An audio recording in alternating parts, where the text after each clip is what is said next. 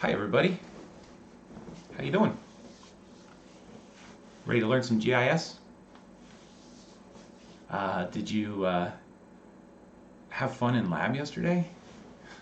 I think there were 8 plus 5, 13, 14, 15, 16 or 17 of you that came into lab yesterday. So there's more people in the class than came to lab yesterday. So I hope those of you who didn't come in the lab, I hope you're doing all right. But I think some of you find the experience of learning GIS, jumping in and learning it, a little disorienting, and that's to be expected. There's a learning curve associated with learning anything new, and here you're learning software and a way of thinking about GIS problems, or problems that can be solved using GIS at the same time. Once you start to build your skill set, you're going to be able to do amazing things. So, happy Friday, everybody. Today I want to do two main things. One thing I want to do is I want to introduce you to some concepts revolving around the idea of how do you know where you are on the surface of the earth, okay? So we're going to do that first, spend about 20-25 minutes doing that. And then we are going to go to ArcGIS Online and finish working through some of the examples that are in the textbook Understanding GIS. We may not do everything to the letter as it's laid out procedure-wise in the textbook. Instead, we'll do some other stuff. I'll show you some other features. So if you can, put a hello in the comments. I want to know that you're there and listening. Let's get started. If you have any questions, put them in the comments. All right. If there's something I'm doing and you want me to slow down or say it again, let me know. All right. So let's see where to begin. I think the place to begin, I made some animations and I posted these. These animations aren't made with ArcGIS Pro, they're made with JavaScript, so they run in a web browser. And all right, I like seeing these hellos in the comments. Hi Logan, hi Chris, hi Michelle, hi Sean, hi Cole, hi Brianna, hi Christina, hi Gracie, hi Frankie, hi Abby. Happy Friday, everybody. So I made these. Let's see if I can get this open. Oh. Okay.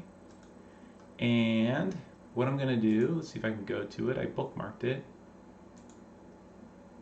Haha, look at that. So I made this animation in JavaScript using a JavaScript library called D3. And it's super cool. But what you're looking at here is I created this animation of the globe of the Earth, and it's rotating, on top of this this globe, which is spherical. Do you think the Earth itself is spherical? What do you think? Anybody have a comment on that? But in this simulation, the Earth is spherical, and on top of the sphere is laid down this grid. It's called a graticule. And this grid is commonly referred to as a grid of latitude and longitude. But you've heard that before. So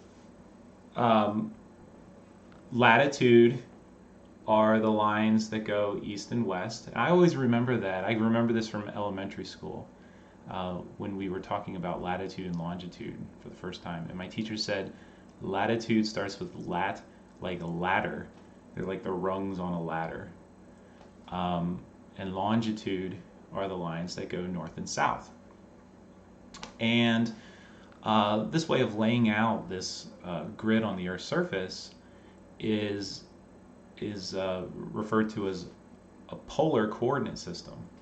And what you're to imagine is that there's a line from the center of the Earth to the surface of the Earth, and that line has makes an angle relative to the equator, okay, north and south, and that angle goes from 0 degrees to 90 degrees north, or 0 degrees and 90 degrees south. The convention is oftentimes, if you're going south from the equator, that's negative angles of latitude, okay?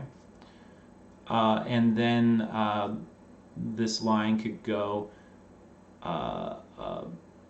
360 degrees around, or think of it this way, 180 degrees in one direction or 180 degrees in the other direction to define the lines of longitude. And the reference there, does anybody know what so the reference for the angular position we call latitude, degrees north or degrees south on the globe, is the equator. So the equator is 0 degrees latitude. We are around 37 degrees north latitude here in West Virginia, in this area of West Virginia. And we're around 75, 76, 77 degrees west longitude here in West Virginia. So let's see if anybody knows this. So if you know this, put this in the comments. The reference point for latitude is the equator. What's the reference point for longitude? Does anybody know that? I wish I could, let me go back to the Chrome here. I wish I could pause this. I didn't write that into my code. Greenwich, England. Michelle says Greenwich, England. And let's say approximately Greenwich, England. So right about here is an area referred to as a longitude called the prime meridian. So we call that 0 degrees longitude, and if you go west from there, that's actually by convention negative angles of longitude. Or we could say, right around here is about 77 degrees west longitude, or minus 77 degrees longitude. If you go the other way, east, it's positive degrees longitude. So did anyone answer my question I had earlier? My question was, is the Earth actually a sphere? Is the Earth spherical? So if you think you know, leave a comment. All right. Next. What's next? No, not perfectly. That's right. So it's more, I like saying this word, it's more accurate to describe the Earth's surface as an ellipsoid. So it's actually, it bulges out more at the equator than at the poles. But many models of the way the Earth looks just assume the Earth is spherical, and it's not a bad approximation. But if you want accuracy, which you're usually after in GIS, using a spherical model of the Earth is not going to cut it. Use some sort of ellipsoid model of the Earth. Oh, I know what I want to say. So notice how, I wish I could rotate this. All the cool, it's flat. Yeah, the Earth is flat. Could be. I've never been in space. I've just seen pictures. All of the lines of longitude converge at the poles. Okay, and the lines of latitude are equally spaced as you go up to the poles, but the longitudes converge at the poles, and that's important when we start talking about projections. All right, we're not quite there yet. All right, so let's see. Excuse me. What was the next thing I was going to say? So how do you, if you're using this sort of system, these polar coordinates, there's actually another parameter that you need to know, and that's latitude and longitude tell you where on the Earth's surface you are, and then there could be another parameter, elevation. And all of these things if I say, I'm at 37 north latitude, 77 west longitude at an elevation of 400 feet, it begs the question, relative to what? And the answer to that depends. And so this is one of those mind-bending facts. But it shouldn't be that surprising if you think about it. The Earth it's not only an ellipsoid, it's very irregular. There's mountains, there's valleys, there's oceans, and it's not a flat surface. So that's a problem. And one of the problems associated with that is, yeah, although some of you are saying it's flat, it's not flat. But what we do is, when we make a map, is we're often, unless you're carrying around a globe, which isn't very practical, especially if you're trying to see large-scale features, in a lot of detail, you need to project something that's three-dimensional and somewhat spherical onto a flat surface. And that is impossible to do without introducing distortions. Okay? You can't do it. It would be like, imagine taking the peel of an orange and cutting it off and then flattening it.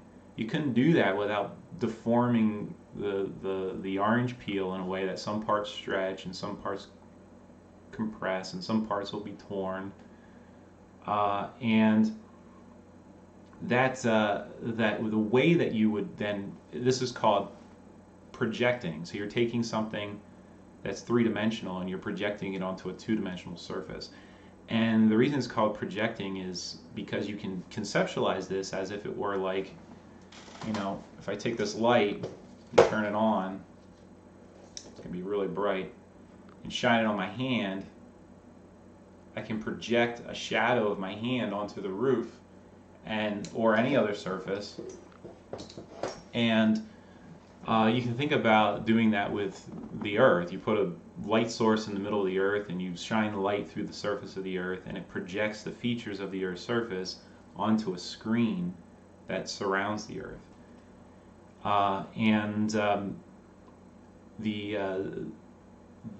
Depending on the kind of screen that you use, you get a very different map with different distortions. Okay, so I'm going to show you some examples of this. But what you should know is that, write this down. I wonder if I can do this up quick.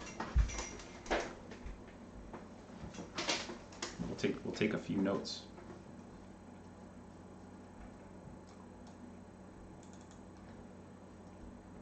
I'm trying here.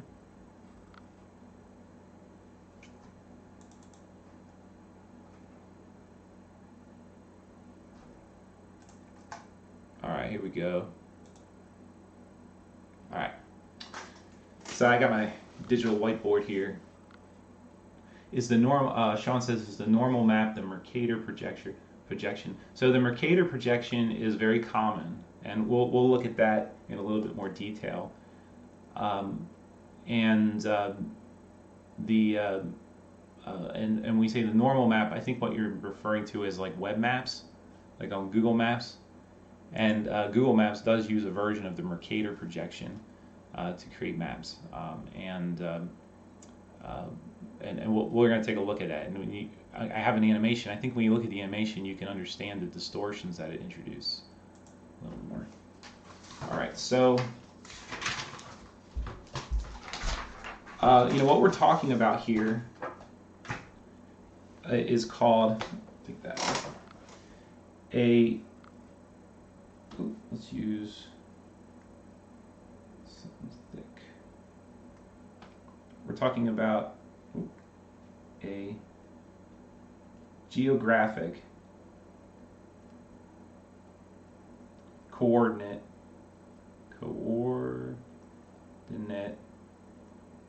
system. Sorry, I'm writing a little messy. My pen is wonky. but it costs $100 to replace. Or GCS for short. And so a geographic coordinate system is defined by, it allows you to say where you are on the surface of the Earth in terms of latitude, longitude,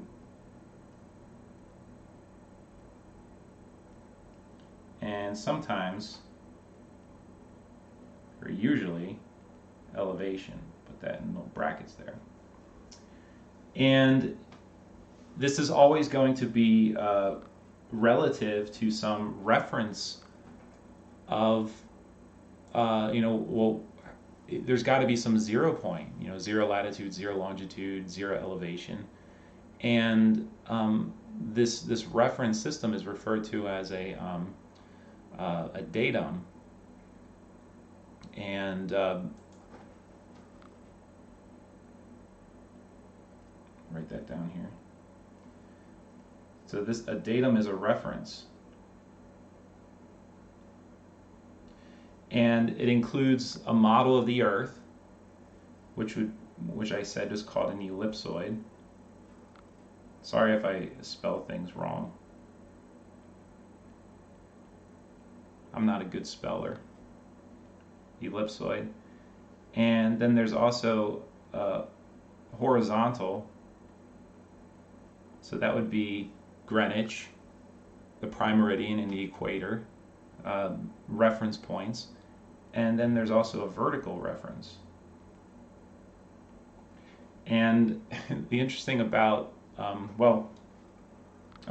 so there are lots of different geographic coordinate systems, and if you know your position in one geographic coordinate system and you know your position in another geographic coordinate system, they don't agree. They could be off by a significant amount.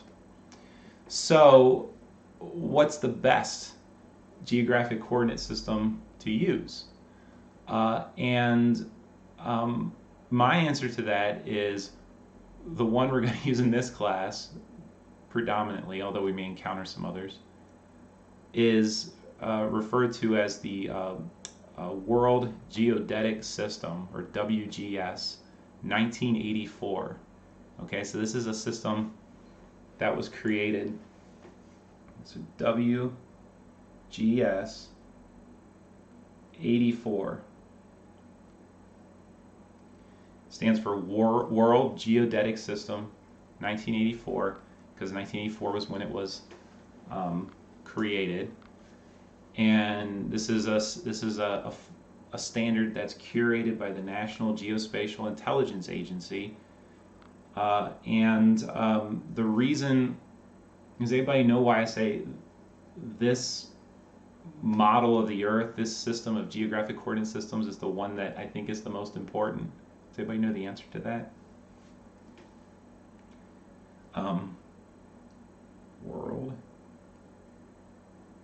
Geodetic System, 1984. Well, no one say anything. So the reason that this one is probably the most important GCS in the world is because this is the system that's used by the GPS satellite system. Okay. So the global positioning satellite system. And so what that means is that if you're making a map and your map is saying, you're right here at this latitude and longitude, and that map uses WGS 84, that's the same position that your GPS unit would report to you. Okay, so there'd be consistency there. All right, that's a really important point for you guys to remember. When you get your latitude and longitude and from a GPS unit, it's telling you those numbers using this standard, WGS 84. Okay, that's really important for you guys to remember.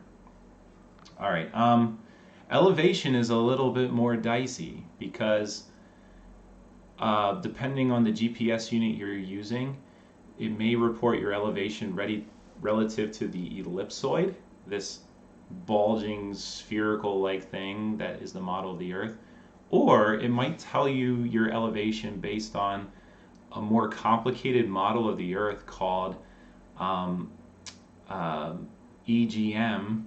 What does that stand for? Earth Gravitational Model, which is a more irregular shape that takes into account the irregular lumpiness of the Earth in terms of its mass. And it's basically, so it does make a difference. If you're consistent using one system, you know, your elevation is really about how it changes from one place to another. And that's usually where all the interesting stuff is. But it could be quite different. You know, if I measure my elevation using these two different models here where I live, the difference is like 100 feet of elevation. All right. So, okay. So let's talk more about this this problem of taking a three-dimensional surface, a three-dimensional object, and projecting it onto a two-dimensional surface. And for the moment, it's like, you know, there's another thing here as well. You're scaling, right? You're taking something that's really big and you're making it smaller. All right. So let's take a look at some possibilities here. And I have a slide here to show you, okay, which summarizes the three main types of projections. Okay. So this right here, actually what we're looking at here, and I know it's rotating, but if you freeze this, what you're looking at is a projection onto a planar surface. It would be like, you know, if this little black box represents a movie screen, and you had a light source down here below this Earth, and you shine light up on top of this globe, and it would create a shadow, an image of the Earth on this flat surface, this planar surface. And not only is it a planar surface, but it's here. This is fun to say too. There's so many fun words in GIS. Orthogonal. Orthogonal means that it only touches the Earth at one point, and it's otherwise perpendicular to perpendicular lines going down to the surface would represent where that point on the surface would actually show up on the map. And so one type of projection is called a planar projection, taking this round ellipsoid Earth and projecting it onto a flat surface.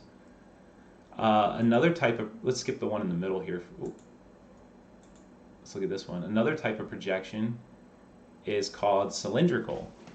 And this is like, you know, imagine surrounding the Earth with a movie screen that is actually a cylinder, and you have a light source in the middle of the Earth. You turn it on, light shines through the Earth and projects an image of the Earth's surface onto this cylindrical screen, and then you know, like the label of a can, you cut it and unfurl it so it's flat.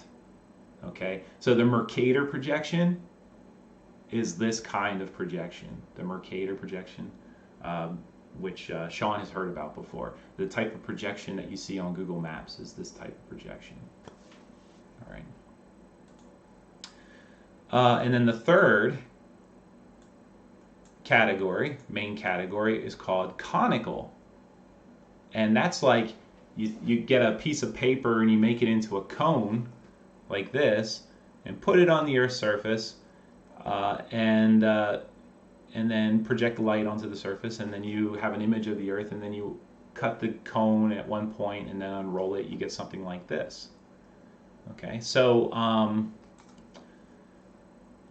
most maps that you would see like in an elementary school classroom of the 50 United States are maps that are coming from this type of projection. There's a projection called the Albers Equal Area Conic Projection, and a lot of maps that you see in classrooms are this type of projection.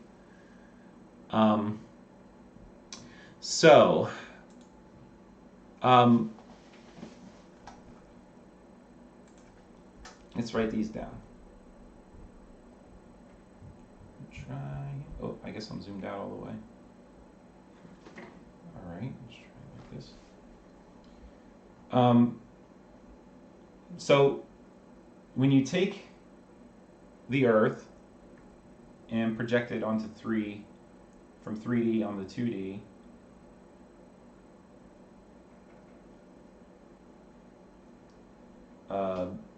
I guess I should have said this.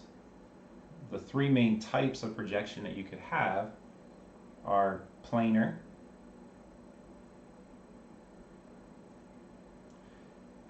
conic, or cylindrical.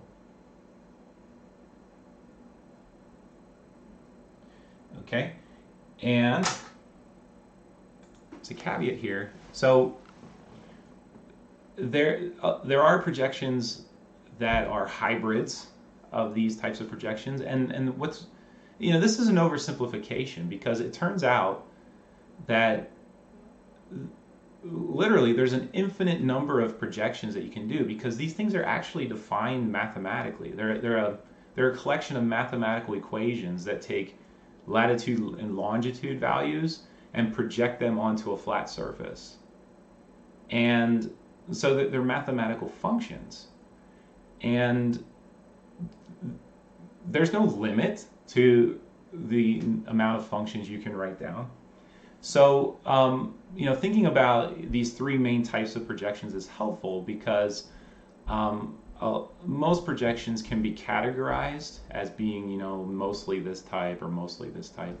But I think it's important to understand that what's really going on here is this mathematical equations, and you can write mathematical equations to make a projection of this three-dimensional Earth onto a two-dimensional surface, and that surface could be anything. It could look like, the petals of a flower, or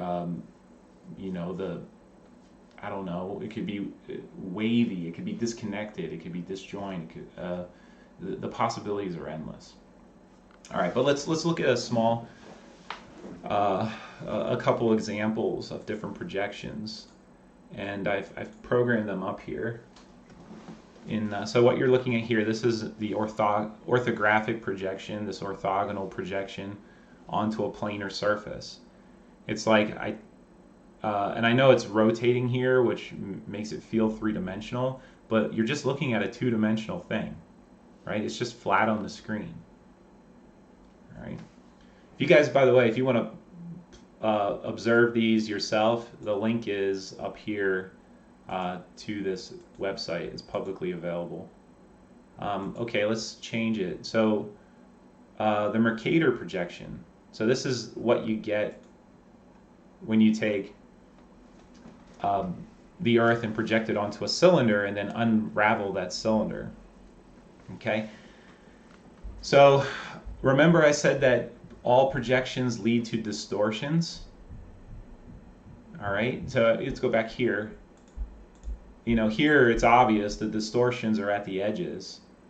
Things are not the shape that they should be.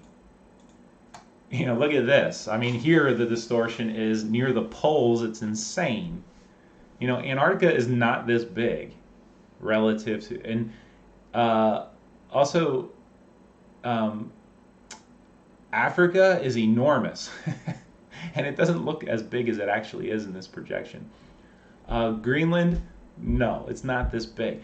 And the Mercator projection, so what's happening here is you can see that the Mercator projection creates a grid of latitude and longitude, and all the latitude lines are, all the longitude lines are equally spaced, but the latitude lines get further and further apart as you get near the poles.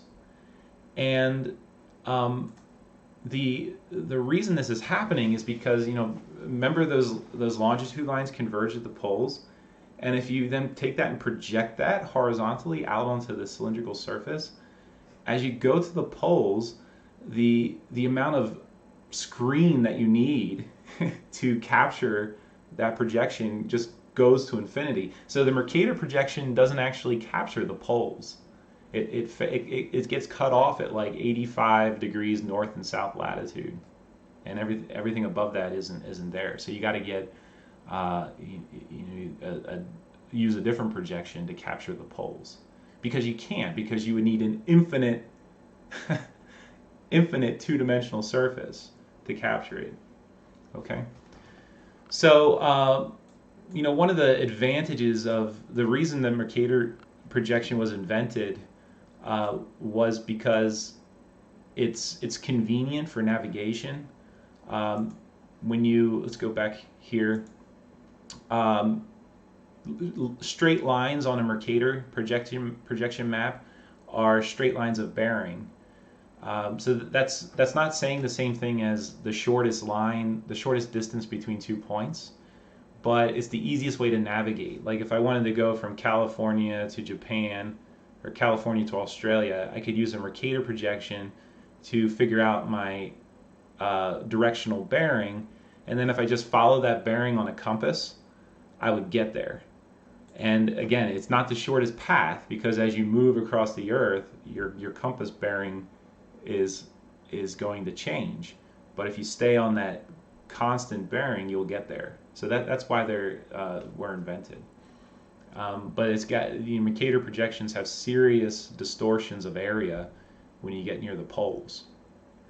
All right, let's look at another one. Are you guys enjoying this? Is this interesting to you guys? Have you ever thought about this before? I find this completely fascinating. It's just super cool to me. So here's a modified cylindrical projection. Here, this is the Plat Carré projection, and this is more like the modified Webb Mercator projection that Google uses. It's a cylindrical projection, but what it does here is it squishes the latitudes so that all the grids are the same size. You see that? But you still have these same distortions, and so now you have distortions in area, and you also have distortions in shape. Greenland doesn't look like this. Okay. I think I'll save the best for last. Let's look at here's the Albers equal area conic projection. So this is what you get, and notice the pole is missing. But this is a projection that you would get if your screen was conical in shape and then you unraveled it and laid it flat. And I said that this is let's do this. Do I have ArcGIS open? No. I'll show you some. I said this is the type of projection for a lot of maps you'd see on the wall of the United States. It's a good projection. If you look at the United States here, it pretty accurately reflects the shape of the United States, the area of the United States relative to other features, distances between points. It's a balance between all these different factors. It's a nice balanced projection. This one is the projection that National Geographic uses, and it's actually a modified planar projection. And all right, the best for last. Haha. So this is called the transverse Mercator projection. So this is like In this picture here, the Mercator is based on a cylindrical surface like this, but this transverse Mercator turns the cylinder on its side. So here the cylinder makes contact with the equator, but if you turn it on the side, the cylinder will make contact with one of the lines of longitude. And so this might look like, well, this is crazy. There's super distortions at the edges, but what's really great about the Mercator, the transverse Mercator projection, is whatever line of longitude is right here in the center is, when it's straight up and down between the poles, there's very little distortion of area, of shape, of distance, or direction near that line of longitude at the middle of this projection. So I would say the universal transverse Mercator projection is my favorite map projection for making maps of things that are large scale, like if I was mapping my neighborhood, or I was mapping Shepherd University, or even mapping, Berkeley or Jefferson County. And you know who agrees? The USGS. This is what they use when they make their collection of maps they divided the United States up into grids that are about 7 degrees in size, longitude in size, and they use this projection.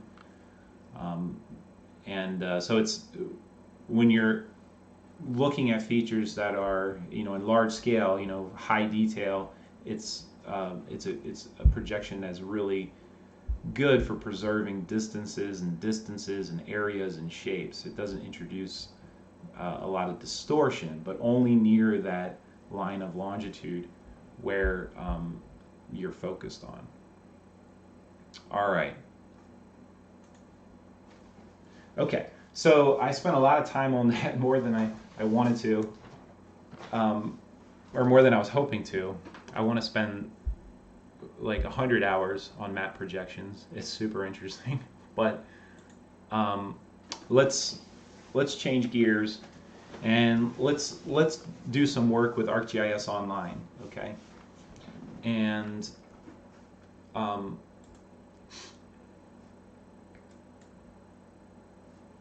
right, going back to Chrome. Okay, so let me just show you some things. I just want to. So this is a map of the major geology layers in the United States,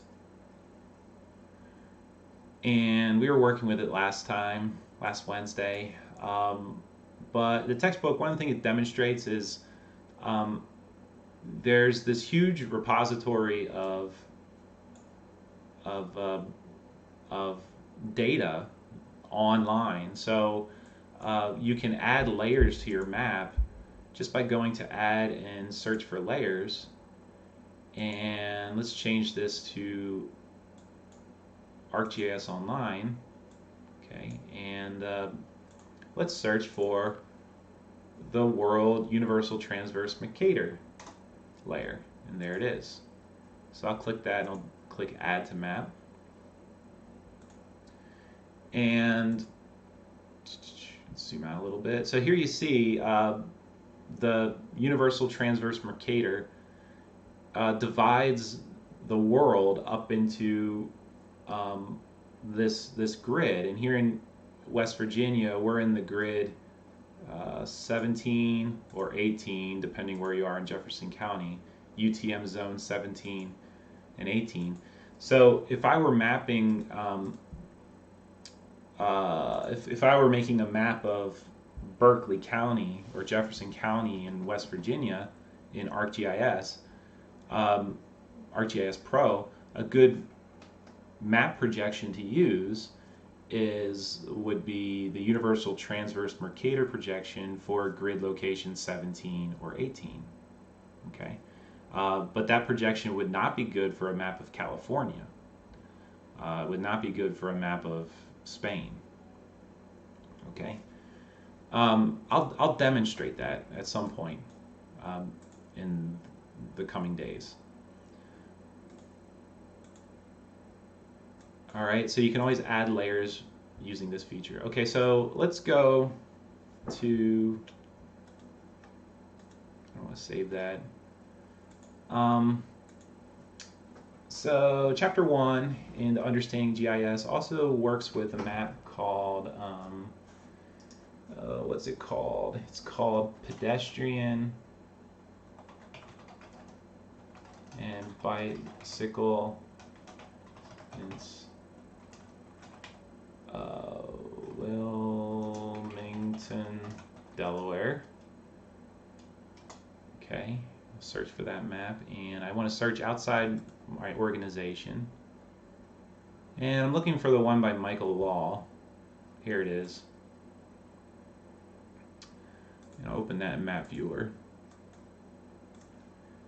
And just to reiterate, everything that you guys all have accounts now for ArcGIS Online, so you can, anywhere you have a web browser, you can do work with ArcGIS Online. You don't need a Windows computer. You can do this on Mac. You just need a web browser, okay?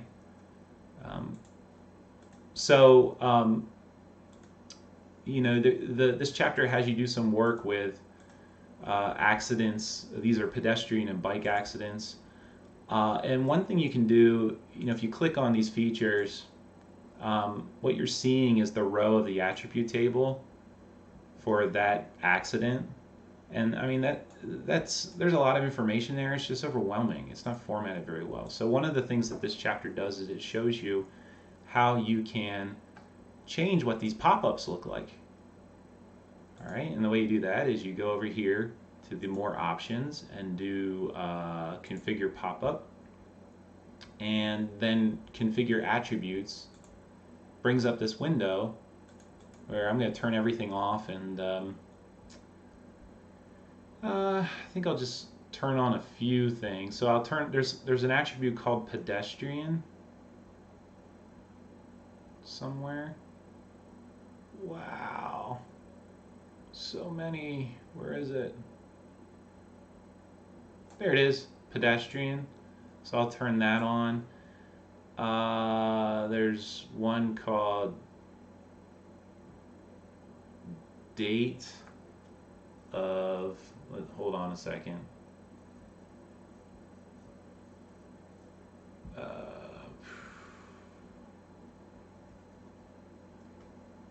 Date of CR. I don't know what CR stands for.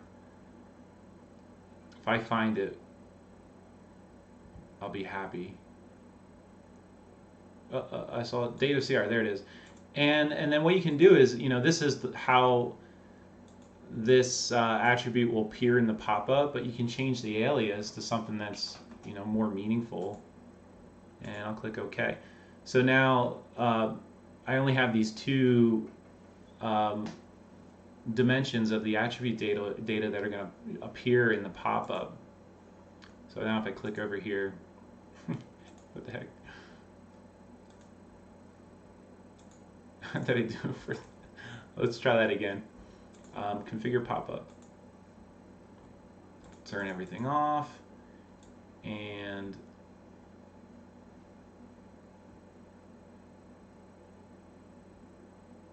where are you? Where are you? Where are you? Date, date, date, date, date, date. There it is.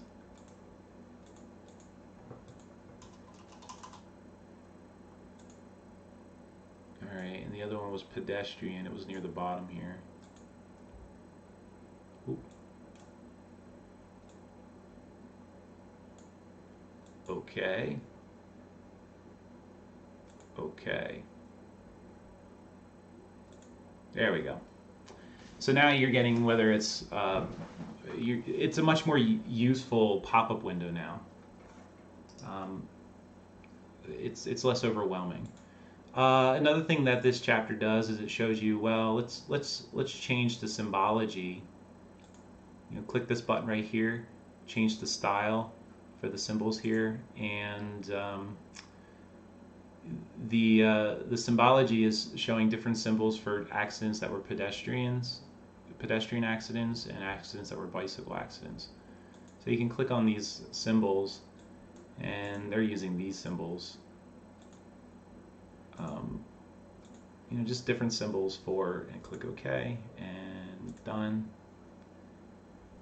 And what did I do? It's weird, I'm having trouble getting things to stick. Okay. Done. There we go. Okay.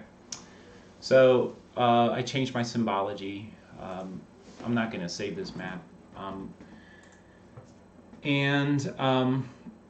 got like 3 minutes here. So let me show you something else you can do. Let's say, you know, here I'm just showing accidents from 2014.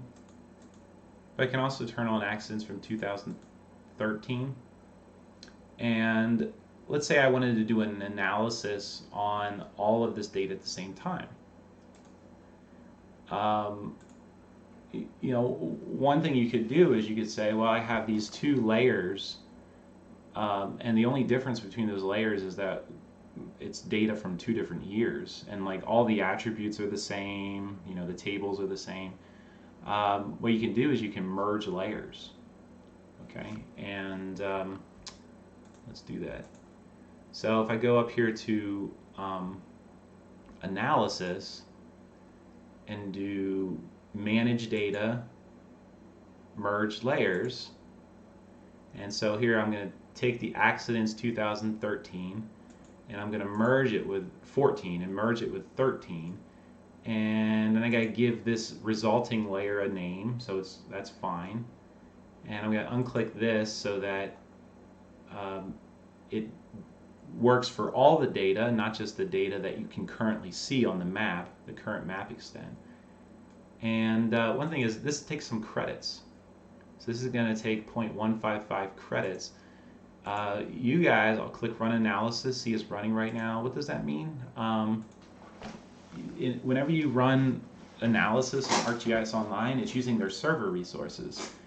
And they, let's say, charge you for the server resources, but it's not like money. It's credits, and all of you have 100 credits right now, and if you use that up, we can probably get you some more. But you would really need to do a lot of work to use that all up. All right, we come back here, and I turn off accidents 13, 14, and just have the merge of accidents 14 and 13. See, it's now they're on the same layer. So I can go here and I could do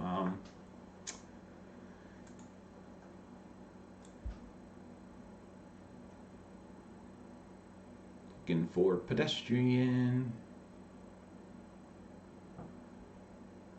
A, B, C, D, E, F, G. I just passed it. There it is. So if I assign symbology based on whether there's a Y or an N in the pedestrian column, click OK, done. I can distinguish between, I'd have to change the pop-up again, bike accidents and pedestrian accidents. All right, so we'll call it there. We'll call it a day there. And you know, I'm going to keep showing you other stuff that you can do with ArcGIS Online and ArcGIS Pro. That's you know, a little bit above and beyond what's in your textbook. I'm going to try to, and think of these demonstrations as inspirational, you know, to just show you the world of possibilities, the types of stuff that you can do with a GIS, the types of analysis, and then that will teach you about the types of analysis that you can do with the GIS. All right, so good first week, team. Have a good weekend, and I will see you Monday. Monday we'll be live streaming again at the usual hour. And I'm working with, there's one more thing, I'm working with Hannah, who's doing a co-op in GIS this semester, to try to get the lab try to get you guys lab access on Tuesday afternoons as well, so that you can get in there and use the computers if you use ArcGIS Pro if you don't have a Windows computer of your own. All right, I'm working on it. I'm trying. We're gonna make all these things work. All right, have a good weekend.